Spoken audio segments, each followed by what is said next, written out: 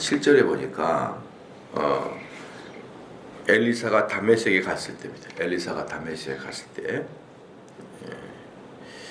근데 다메섹과 사마리아, 원래 엘리사가 거주했던 사마리아와 다메섹은 약 200km 떨어진 것입니다. 200km 떨어진 곳. 그래서 정상적인 성인 남자가 걸어갔을 때 한 일주일 정도 걸리는 수도 거리입니다. 이 다메섹은 이스라엘 땅이 아니라 아람의 수도입니다. 아람의 수도.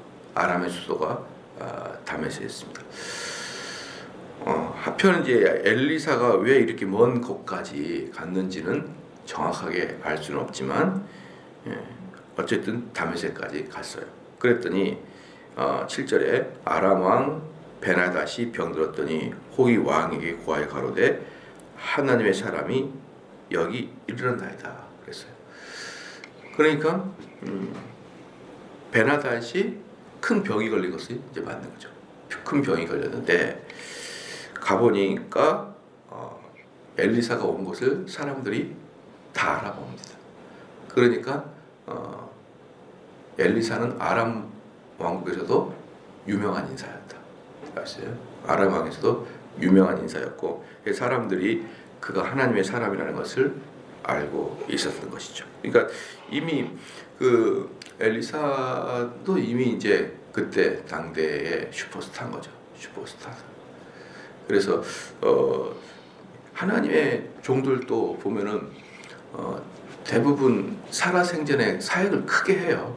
예, 죽은 이후에 이름이 더 뜨신 분들, 주로 죽은 이후에 뜬 이유는 뭐냐면 그분의 책 때문에, 그분의 책 때문에 이제 죽은 이후에 그들의 본질을 알아주는 경우는 거의 없습니다. 거의 몇 명 있긴 하죠.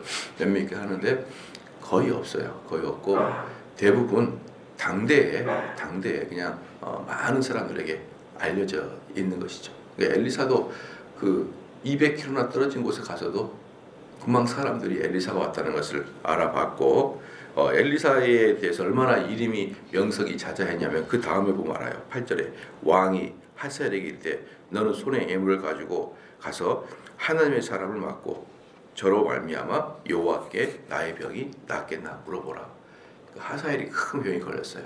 큰 병이 걸려가지고 그 신탁을 받기 위해서 내 병이 나을지 안 나을지 그 신탁을 받기 위해서 자기의 종 하사엘을 보내가지고 물어보는 거죠. 그러니까 벌써 이 정도만 되면 어때요? 벌써 이 정도만 되면 그 엘리사의 이름이 얼마나 명성이 자자했는지를 알 수가 있고 그 다음부터 더 웃깁니다. 하사엘이 드디어 맞으러 갈새 다메섹의 모든 아름다운 물품으로 예물을 삼아가지고 약대 40에 싣고 갔어요. 이 정도입니다. 이 정도. 약대 40에다가 온갖 귀한 보물들 가지고 엘리사한테 간 거죠. 그러니까 그만큼 엘리사의 명성은 엄청났다라고 할 수가 있어요. 그런데 여기서 이제 그러면은 이 사람은 왜 이렇게 약대 40에 끌고 갔느냐? 원래 구약의 그 특징도 뭐냐면 하나님의 종에게 갈 때는 그냥 맨손으로 가지는 않습니다. 항상 재물을 가지고 가든지 사례를 가지고 가든지 선물을 가지고 가요. 그렇게 해서 하나님의 사람들이 생계를 유지하도록 하나님은 그렇게 구조를 만들어놨어요. 구조를. 그래서 하나님의 사람들은 특별한 일을 한다기보다도 그런 식의 예배를 드리러 온 사람, 제사를 드리러 온 사람들이 가지고 오는 여러 가지 재물을 가지고 생계를 유지하게끔 그렇게 만들어놨거든요. 구조를. 그렇기 때문에 여기서도 보면은 별로 어색한 부분은 아니에요. 하사엘이 이렇게 선물을 가져오고 있어요. 근데 약대 40은 지나치잖아요. 그렇잖아요. 약대 40은 지나칩니다. 그러면은 그거 무르러 약대 40이면 정말 사람들도 얼마나 많이 따라왔겠냐 이 말이죠. 그 주렁주렁 그냥 막 그 달고 올 때 또 산적들이 있으면 또 어떻게 하겠냐 이 말이죠. 그러니까 사람도 많이 오고 엄청난 일이었어요. 그러면 왜 이렇게 베나다 왕은 이렇게 엄청난 예물을 가지고 이렇게 엘리사를 찾으러 왔느냐?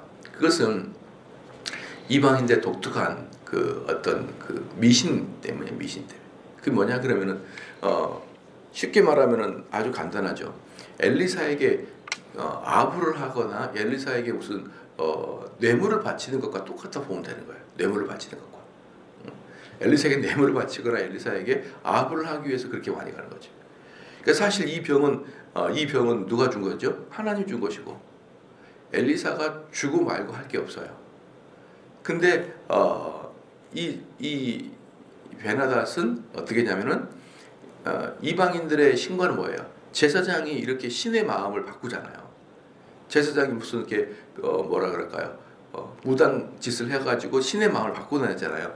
그러니까 이게 제사장들의 마음이잖아요. 그러니까 엘리사가 그 어떤 종교적인 행위를 해가지고 신의 마음을 바꿔서 드디어 죽을 수밖에 없지만 엘리사 때문에 엘리사의 어떤 그 진언 또는 엘리사가 우리가 무당들이 보면 어때요? 그 영화 보면은 내가 보기 싫은 상대를 막 볏집에 찌르잖아요. 찌르지 않습니까? 그리고 그 상대가 막 죽으려고 그러잖아요. 그러니까 이방적인 그 요소는 그 제사장에 상당한 능력이 있는 거라고요. 상당한 능력. 제사장이 해코지를 할 수도 있고 제사장이 그 해코지를 풀을 수도 있고 이런 개념을 갖고 있기 때문에 이 베나다는 엘리사를 그런 개념으로 이렇게 엄청난 선물을 가져간 거예요. 그러니까 쉽게 말하면 뭐예요? 나를 살려달라 이거예요. 나를 살려달라. 근데 이스라엘 관점에서 보면은 나를 살려주는 것은 여호와지. 그리고 내 병이 엘리사가 할 수 있는 건 뭡니까? 내 병이 나을 것인지 낫지 않을 것인지 이 정도는 정보는 알 수 있다는 거죠. 또 그가 죄를 지었다는 정보는 알 수 있죠. 하나님이 가르쳐 주니까. 그러나 생사화복은 하나님에게 달려있지 그 중간에 제사장이나 사람에게 달려있지 않는 것은 이스라엘의 상식인데 이 베나닷은 어때요? 이방적인 상식으로 이 엘리사가 어떤 종교인이고 이 사람이 기도해주거나 또는 뭡니까 암송하거나 뭔가 진언하면은 뭔가 풀리는 저주가 풀리는 이제 그런 개념으로 엘리사를 찾아오는 겁니다. 그러니까 10절에 엘리사가 가로되 너는 가서 저에게 고하기를 왕이 정령 나으리라 하라. 그러나 여호와께서 저가 정령 죽으리라 내게 알게 하셨느니라고. 엘리사가 말하는 것은 왕은 낳는다. 왕은 절대로 낳는다. 근데 왕은 죽는다. 이거죠. 그러니까 낳는데 죽는다. 이거는 하사엘 네가 죽인다 이 말이에요. 네가 죽인다. 그래 11절에 하나님의 사람이 저가 부끄러워하기까지 쏘아 보다가 우니. 그러니까 그 말 하고 나서 한참을 그 사람 얼굴을 쳐다보는 거예요. 이글이글 거리는 눈으로. 엘리사가 이글거리는 눈으로 그 하사엘을 쳐다보는 거죠. 그래도 울어버려요. 한참 쳐다보다가 울어버립니다. 하사엘이 가로되 내 주여 어찌하여 우시나이까. 대답하되 네가 이스라엘 자손에게 행할 모든 악을 내가 알미라. 네가 저희 성에 불을 놓으며 장정을 칼로 죽이며 어린아이를 메어 치며 아이 벤 부녀를 가르리라. 그러니까 하사엘이 그 베나닷을 죽이고 왕권을 쟁탈하고 그 다음에 이스라엘 쳐들어와 가지고 어마어마한 재앙을 네가 끼칠 것인 걸 하나님이 지금 나에게 보여줬다 이거예요. 보여줬다. 그러니까 지금 하사엘은 이제 이런 거죠. 하사엘은 왕이 거의 죽을. 하사엘은 사실은 그 족보가 없는 왕족이 아닌 또 귀족이 아닌 그런 아주 천한 족보 출신이거든요. 근데 어쨌든 그 사람이 일을 잘해가지고 왕의 최측근까지 올라온 거예요. 근데 이제 그 사람이 자기 왕이 죽을 것 같거든요. 죽을 것 같은데 그래서 그 실력 있는 부하들하고 이미 왕권을 인수를 하려고 마음을 먹고 있었던 것 같아요. 내가 이제 이 왕이 죽으면 내가 곧바로 왕을 차지해 버릴 거야. 그러면서 이제 이미 그 중직 부하들하고 이미 쿠데타하기 전에 다 모의가 되잖아요. 다 모의가 된다. 요번에 그 미얀마가 하여튼 그 중국과 러시아는 웃긴 나라예요. 이번에 미얀마 뒤에도 누가 중국과 러시아가 버티고 있다면서요. 그러니까 유엔이 제재도 못 한다면서요. 그렇잖아요. 그래가지고 그러니까 이렇게 쿠데타를 일으키려면 강대국에게 허가를 받아야 이미 입이 맞춰져야 쿠데타를 일으키는 것이지 그냥 흥분해가지고 분노에 못 이겨서 쿠데타를 일으키고 그런 게 아니에요. 이미 미국이나 또는 중국이나 러시아 같은 강대국의 지도부한테 허가를 받아야, 허가를 받지 않으면 그들이 쳐들어 버리면 그냥 끝나니까 허가를 받아야 쿠데타를 일으킵니다. 모든 쿠데타 그래요. 그래서 이번에 미얀마에서 선교사님이 오셔서 말을 해주는데 쿠데타를 데모를 하는 사람만 죽이는 게 아니라 그냥 민간인 집에 들어가가지고 막 잡아와서 죽이기도 한대요, 요즘에 군부가. 근데 재밌는 게 뭐냐면은 생생한 사람을 잡아다가 죽이는데 시체가 거의 배가 갈리고 장기가 없대, 장기가. 그래서 미얀마 사람들은 이걸 중국 의사들이 했다는 것을 다 알고 있다는 거예요. 중국 의사들이. 미얀마 의사들은 그런 걸 해보질 않는데요. 근데 중국은 장기 적출의 제1국이잖아요. 그러니까 지금 이 미얀마 사태의 뒤에서 지금 손으로 왔다 갔다 컨트롤하고 있는 게 중국이고, 중국이 음으로 양으로 쫙 지금 미얀마 쿠데타 뒤에 포진하고 있다. 그래서 사람을 죽일 때 중국 의사가 와가지고 장기를 빼나간다는 게 미얀마 사람들의 확 차가지고 반중 정서가 극에 달했다. 그 얘기를 해주더라고요. 이번에 왔거든요. 지난주에 와가지고 저랑 대화했는데 극에 달아가지고 반중 정서가 극에 달아가지고 아주 미얀마가 큰일 났다고 이제 그렇게 해주는데, 어쨌든 뭔가 일을 대사를 치를 때는 다 조직을 해놔야 돼. 조직을 해놓고 그리고 딱 D-Day를 정해서 그날 이렇게 하는 것이지 뭐 흥분해가지고 감정에서 순간적으로 불일 듯 그런 건 아니에요. 쿠데타를 일으킬 때 이미 조직과 체계를 다 해놓습니다. 그러니까 하사엘 같은 경우도 베나다에 죽자마자 보니까 거의 죽을 것 같은데 죽자마자 자연스럽게 내가 왕을 할 테니까 너희 중신들은 나를 밀어라. 그럼 내가 너희들을 더 한 단계 더씩 진급을 시켜주고 그렇게 하겠다라고 이제 다 입을 맞춰놨던 것 같아요.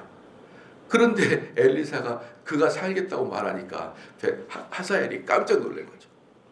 그가 살겠다고 한다니까 자기들이 예상했던 그 이제 정권 인수에 차질이 생길 것 같으니까 이 이야기 듣자마자 엘리사 이야기 듣자마자 하사엘은 베나다를 죽이려고 마음을 먹어버린 것입니다. 그 얘기 듣자마자. 그래서 13절에 하사엘이 가로되 당신의 개같은 종이 무엇이간데 이런 큰 일을 행하리까? 엘리사가 대답하되 여호와께서 네가 아람 왕이 될 것을 내게 알게 하시냐. 여기서 이제 하사엘이 자기를 가리켜 개같은 건데 두 가지 의미입니다. 진짜 하사엘은 그런 개같은 족보예요. 족보가 없어요. 그냥 아주 천한 그런 집안의 출신으로서 그냥 그 자체가 똑똑해가지고 거기 왕 바로 밑에까지 올라간 사람이란 말이에요. 왜 이 당시에도 귀족이 아닌 사람들이 왕 바로 밑에까지 올라가는 경우가 종종 있죠. 대표적 누굽니까? 요셉이잖아요. 요셉도 그 애굽의 상태로 본다면 개 같은 족보죠. 요셉 이방인 족보인데 그러니까 잘하니까 어떻게 올라가요? 왕의 바로 밑에까지 올라가지 않습니까? 이런 일들은 오히려 우리 한민족이나 우리 동양 이 계열보다는 이쪽 서양 이쪽 계열 사람들은 그런 쪽에 좀 더 열려 있었어요. 실력이 있으면은 왕 바로 밑에까지 올라가는 경우도 종종 있었단 말입니다. 그래서 이 사람 자기 자체가 족보 자체가 아주 천박하기 때문에 자기를 괴롭혀한 것이죠. 두 번째는 뭐냐 그러면 엘리사의 그 쏘아 붙이면서 했던 말이 너무 뜨끈거려 가지고 그럴 리가 있겠습니까? 라고 이제 하면서 나 같은 개 같은 종자가 뭔 일이 합니까? 이렇게 하면서 두 가지 이유 때문에 첫째는 진짜 족보가 그렇고 두 번째는 자기 마음을 엘리사에게 더 들키지 않고 다른 사람이 듣지 않게 하려고 자 이제 그런 식으로 겸손을 가져가는 거죠. 겸손을 가져갑니다.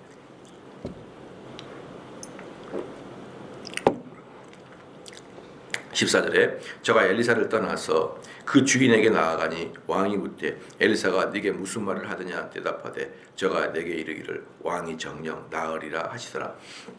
하사엘은 엘리사의 얘기 중에 반만 하는 거죠. 반만 하가지고 나머지는 말하지 않습니다. 15절에 그 이튿날에 하사엘이 이불을 물에 적시어 왕의 얼굴에 덮음에 왕이 죽은지라 저가 대신하여 왕이 되니라. 옛날에 그 이불에다가 물을 적시거나 베개에다 물을 적셔가지고 왕을 살해하는 경우가 옛날에 종종 많아요. 로마도 그렇고. 왜 그러냐 그러면 그 당시에 그 뭐라 그럴까요? 죽으면은 사체를 갈라가지고 그 사람의 죽음의 사인을 밝혀야 되잖아요. 그런 능력이 없었잖아요. 옛날에는 죽으면 죽은 거지. 그러면 무엇을 해서 죽이더라도 그 타살의 흔적이 남아요.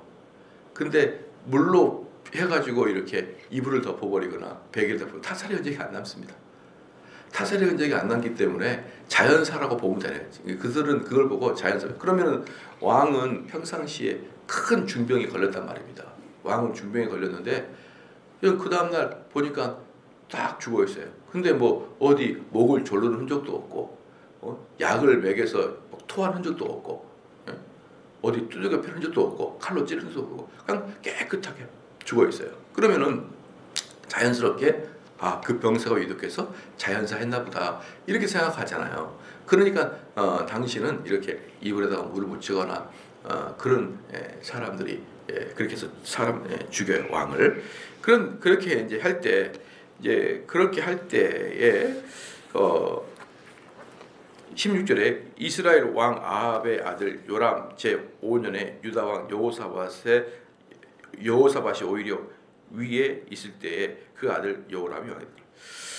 그러니까 이제 그러면서 갑자기 이스라엘의 이야기를 싹 바꿔줘요. 이스라엘 싹 바꿔주면 뭐냐면은 이 하사엘이 이스라엘 쳐들어와서 장정을 죽이고 배에 임신한 사람을 칼로 찌르잖아요. 그 일이 하나님이 허용하셨다는 걸 보여주고 이거예요. 하나님이 하사엘을 통해서 이스라엘을 혼내주고 있다. 하사엘은 단지 하나님이 이스라엘을 혼내줄 도구에 지나지 않는다라는 걸 보여주기 위해서 순간적으로 이스라엘의 나쁜 면을 보여주고 있습니다. 근데 뭐였냐면요. 이스라엘 왕 아합의 아들 요람 제5년에 그러니까 아합의 아들 요람이 5년째 통치하고 있을 때입니다. 있을 때에 남유다 왕 여호사밧이 있어요. 남유다 왕 여호사밧이 오히려 위에 있을 때 여호사밧이 왕에 있을 때 그 아들 여호람이 왕이 되리라. 그러니까 남유다는 왕이 지금 누구예요? 여호사밧이에요. 여호사밧인데 자기 아들을 또 왕 위로 옹립하는 거죠. 그러니까 이때는 거의 뭐라 그럴까요? 여호사밧이 상왕이고 여호람은 이제 왕 신참 왕 되고 이제 이런 거죠. 그럼 여기서 이제 여호람 원래 북이스라엘 왕 이름도 여호람이에요. 근데 둘 다 이름이 여호람이라서 이름을 착각하지 않게 하기 위해서 이스라엘 왕을 요람이라고 표기합니다. 요람이라고. 근데 원래 이름은 여호람이다. 이스라엘 왕도 둘 다 똑같이 동명이인입니다. 동명이인인데 착각하지 말라고 여호람이라고 또 요람이라고 부를 거예요. 17절에 여호람이 위에 나아갈 때에 나이 32세라 예루살렘에서 8년을 치리하니라. 저가 이스라엘 왕들의 길로 행하여. 지금 뭡니까? 이스라엘 왕들의 길로 행한다. 이게 뭐예요? 다윗의 왕의 길과는 다르다는 거예요. 이스라엘 왕의 길로 행하는 것은 나쁜 길로 행하는 거죠. 그러니까 여호람도 북이스라엘 여호람 왕도 자기 아버지의 집과 똑같다. 그래서 이스라엘 왕의 길로 행하여 아합의 집과 같이 하였으니 이는 아합의 딸이 그 아내가 되었습니다. 그러니까 이 북이스라엘도 여호람도 아주 사악하고 남유다도 아주 사악하다 그 뜻이에요. 사악하다. 근데 남유다의 여호람은 자기 아버지 다윗의 길을 따라가는 게 아니라 따라가야지 말아야 될 북이스라엘의 왕의 길을 따라가고 있습니다. 그리고 그때는 이미 북이스라엘도 여전히 자기 족상들의 길처럼 따라갔고, 그러니까 북이스라엘은 처음부터 끝까지 전부 다 나쁜 왕이에요. 남유다는 나쁜 왕 중에서 한 명씩 괜찮은 왕이 한 명씩 있어요. 나쁜 왕 중에서 대부분 나쁘지만 그 중에 하나씩은 좀 괜찮은 요시아나 이런 왕들이 히스기야나 이런 뭐 좀 괜찮은 왕들이 좀 있긴 한데 거의 대부분 나쁘죠. 나쁩니다. 그러니까 아합의 집과 같이 하였으니 이는 아합의 딸이 그 아내가 되었습니다. 저가 여호와의 보시기에 악을 행하였습니다.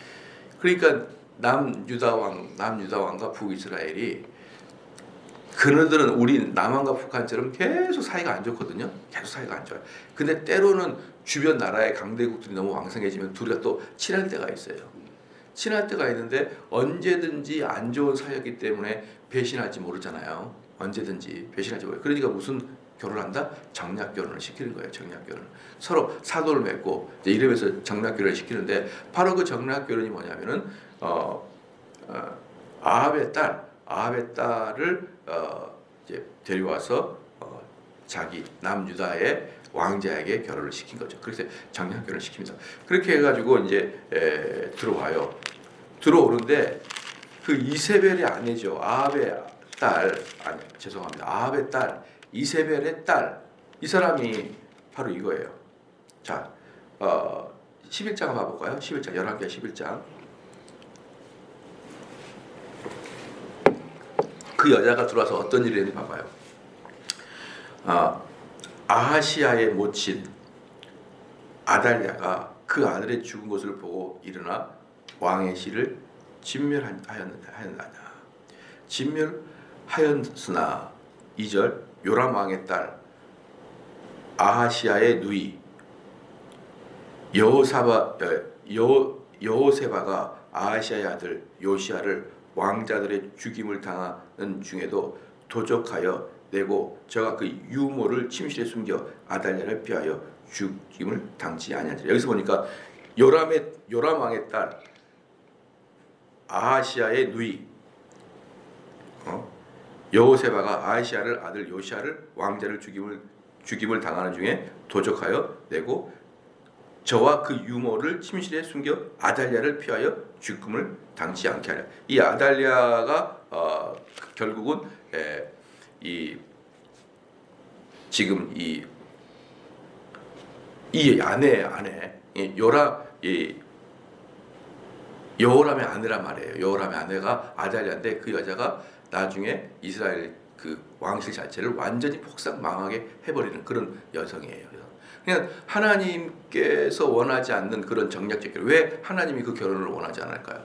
아까 이세벨이야말로 이스라엘의 우상 숭배를 공식화시킨 그 나라의 국교처럼 만들어버린 게 아합과 이세벨이잖아요. 근데 그 딸을 데려다가 정략 결혼을 시켰던 거예요. 시켜가지고 그 딸이 들어와가지고 어때요? 보고 배운 게 맨날 우상 숭배하는 것이고 사람 죽이는 것이고 모함하는 것이고 배역하는 것이고 그런 거나 배우고 있었던 아내가 들어와가지고 왕비로 들어와가지고 온 남유다를 황폐화시켜버립니다. 황폐화. 그래서 그 죄를 물어서 아달랴가 왕실도 엉망으로 만들어버리고 이 하사엘이 이스라엘 쳐들어와가지고 또 이렇게 이스라엘 자체가 완전히 망가뜨리고 이 난리가 아니었어요. 난리가. 그러니까 이런 배경을 갖고 있었기 때문에 하나님은 이스라엘을 가만 놔둘 수가 없었다. 그래서 19절 말씀 여호와께서 그 종 다윗을 위하여 유다 멸하기를 즐겨하지 아니하였으니 여기서 보면은 뭐냐면 남유다하고 여러분 남유다하고 북이스라엘이 공통점이 있습니다. 공통점이 뭐냐면 둘 다 하나님에게 패역한 족속들이에요. 둘 다 하나님에게 패역한 족속입니다. 그럼 차이점은 뭘까요? 남유다와 북이스라엘의 차이점은 딱 하나예요. 다윗에게 언약 맺으신 거. 즉 남유다를 선택했던 거. 그래서 둘 다 똑같이 패역하지만 하나님은 남유다에게 벌을 내릴 때에는 멸망하지 않을 정도로만 벌을 내려요. 멸망하지 않을 정도로 벌을 내리고 이스라엘은 아예 죽여버립니다. 그게 하나님의 편견이에요. 편협함. 하나님의 편협함. 내가 선택한 남유다는 뭔 일을 해도 완벽하게 멸망시키지 않아요. 근데 북이스라엘은 그와 언약을 맺지 않았기 때문에 그 족속 자체를 아예 없애버리죠. 그래서 북이스라엘은 나중에 아수르에게 침공당한 다음에 지구상에 사라져버립니다. 족속들이 다 민족들 사이로 나라들 사이로 다 뿔뿔 흩어져 들어가가지고 더 이상 오지를 않아요. 근데 남유다는 어떻습니까? 그렇게 하나님의 말씀을 반역했음에 불구하고 바벨론으로 똑같이 끌려가요. 하나는 아수르에 끌려가고 하나는 바벨론에 끌려가요. 근데 바벨론에 끌려간 사람 나중에 어때요? 다시 귀환해요. 귀환. 그러니까 이게 하나님의 방식인데 참 재밌는 게 보면 중국에서도 여러분 중국에서도요. 예, 이스라엘 민족들이 있어요. 중국 안에. 그래서 그게 옛날에 다큐멘터리 보니까 참 신기하더라고요. 중국 안에 이스라엘 민족이 있고 거기 이스라엘 민족은 지금도 똑같이 하나님 여호와 말씀 섬기고 성경 말씀 읽고 똑같은 전통으로 똑같은 복장으로 살아가요. 근데 걔네들이 중국 언제부터 있었는지 족보가 없고 역사가 없어요. 역사가 없어요. 언제부터 중국 안에 이런 하나 이스라엘의 완벽한 민족 공동체가 있었는지 역사가 없어요. 역사가. 근데 제가 볼 때는 아수르에게 잡혀가 가지고 이스라엘 족보들이 전 세계로 흐트러 버리거든요. 아수르가 쫙 뿌려버리거든요. 이스라엘이 연합되지 못하게. 그때 저는 갔을 거라고 봐요. 그때. 왜? 아수르나 중국이나 거기서 거기거든요. 별로 안 멀어요. 그 당시에. 그러니까 이 아수르가 이 12지파 이스라엘 사람들을 그 남유다만 빼고 전부 다 뿌려버려. 전 세계에 다 뿌려버렸거든요. 그들은 다시는 뭐하지 못하게, 모이지 못하도록. 그래서 아마 중국에 가서 뿌려진 사람이 다시는 복귀하지 못하고 거기에 남아있을 것 같다. 그리고 이제 남유다는 어떻습니까? 전체가 하나가 바벨론으로 갔다가 바벨론이 페르시아한테 멸망하기 전에 다 이렇게 넘어와 버리는 그러한 일들이 발생했던 것이죠. 그러니까 19절 여호와께서 그의 종 다윗을 위하여 유다 멸하기를 즐겨하지 아니하였으니 이는 저와 그 자손에게 항상 등불을 주겠다고 허하셨습니다. 이게 뭐죠? 헤세드죠. 헤세드는 뭐라 했습니까? 그가 사랑을 하건 그가 사랑하지 않건 언약을 맺은 것은 어때요? 하나님이 신실하게 지키신다는 거죠. 그러니까 이스라엘 사람들의 멸망은 그들의 순종 여부가 달려있지 않다. 남유다 사람들은 그들의 순종 여부가 달려있지 않고 그럼 그들의 순종 여부 뭡니까? 회초리로 맞는 것만 면해지는 거예요. 회초리로 말씀을 안 들으면 회초리로 맞아요. 그래서 하사엘을 통해서 막 그 엄청난 고통을 줘요. 그런데 사실은 어떻습니까? 완전히 멸망시키지는 않는다. 완전히 멸망시키지는 않고 어느 정도만 때리다가 이제 어떻습니까? 또 복귀하고 이게 이제 여호와 하나님. 그러다가 이제 하나님께서 더 이상 남유다에게도 기대하지가 않을 때가 있습니다. 기대하지 않아요. 더 이상 남유다에게 기대하지 않고 그 다윗 족보도 기대하지 않습니다. 그런데 기대하지 않지만 완전히 멸망을 시키지 않고 조금 남겨놓고 그 조금 남겨놓은 그 족보에서 예수님을 탄생시켜요. 나머지 또 유다 족보에도 그런 나머지 나중에 이제 예수님이 이 땅에 오실 때 이제 서기 1세기 이때 오셨잖아요. 그죠? 그때 우리가 흔히 신약 성경에서 바라보고 있는 그 이스라엘은 전부 다 유다 족파예요. 다. 이스라엘 족파들은 다 사라지고 어렸어요. 그러면 신약 시대 때 전체 이스라엘의 포진에 살고 있던 사람들은 뭐 다 유다 족파밖에 없죠. 지파밖에 없죠. 그죠? 그러니까 모든 유다 지파들이 어때요? 우리 예수님 못 알아보고 다 죽이려고 그랬잖아요. 그러니까 결국은 그 유다 지파도 다 버리고 그 예수님 라인만 쫙 그냥 살려둔 거예요. 그만 살려둬 가지고 시냇물이 쫄쫄쫄 흐르듯이 다윗의 족보가 쫄쫄쫄 흘려서 결국 예수님을 낳게 하시고 결국은 하나님의 언약이 성취된다는 것을 우리가 볼 수가 있는 것이죠. 그래서 우리가 좀 이상하게 느낄 수도 있지만 남유다의 생존 방식은 하나님의 선택에 의해 달렸었다라는 걸 볼 수 있습니다. 기도하시겠습니다.